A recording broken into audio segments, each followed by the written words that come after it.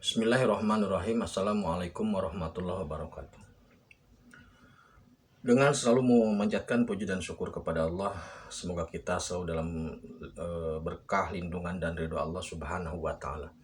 Subhanallah walhamdulillah, astagfirullah wa Allahu akbar. Kembali saya dari tim Raja Wali Nusantara. Kali ini akan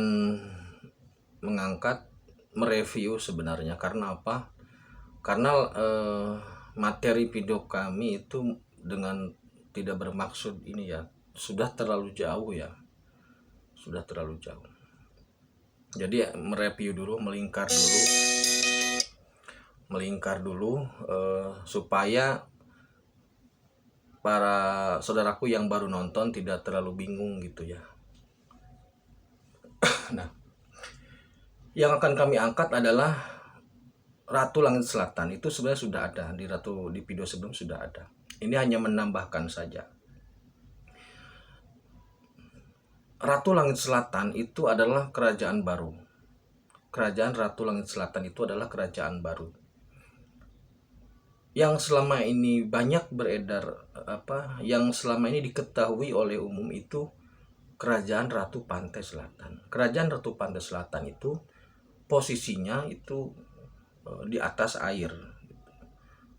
Kekuasaannya yang meliputi seluruh laut selatan, Pasifik dan sebagainya. Nah, Ratu Pantai Selatan ini menjaga sebagian harta Nabi Sulaiman gitu. Karena memang Ratu Pantai Selatan ini adalah Ratu Balkis. Nah, sedangkan Ratu Langit Selatan itu merupakan imperium baru atau kerajaan baru yang belum lama sebenarnya, baru ya sebulan 2 bulan inilah. Kerajaan Ratu Langit Selatan itu posisinya sama di daerah Parangtritis, tapi posisinya di atas awan. Jadi kalau Ratu Pantai Selatan di atas air, sedangkan Ratu Langit Selatan itu di atas awan. Namanya untuk Ratu Langit Selatan, dia dipimpin oleh perempuan. Namanya tidak boleh dikeluarkan.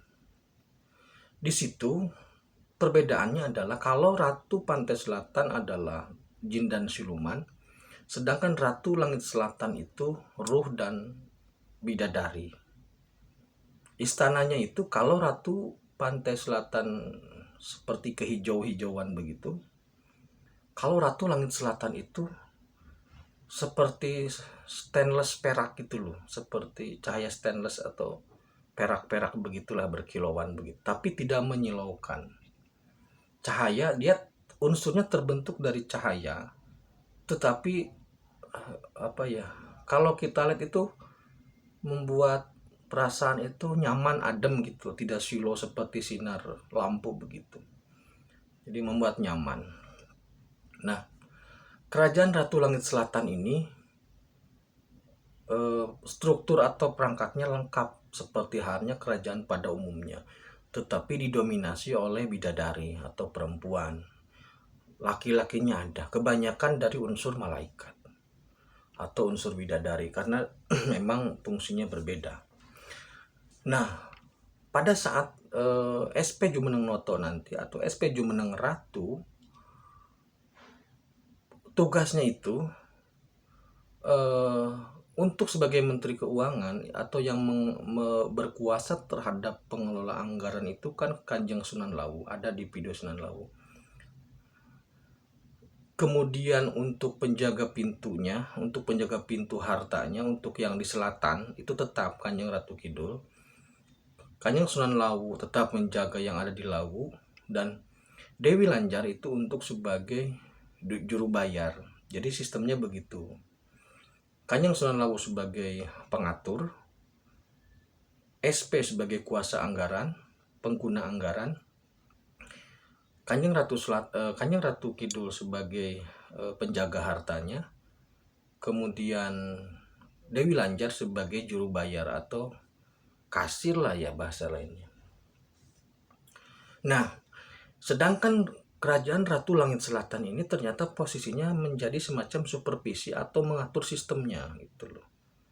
Jadi si pergerakan harta atau pergerakan dana nanti yang ada dari selatan maupun dari Gunung Lawu itu nanti yang mensupervisi Ratu Langit Selatan.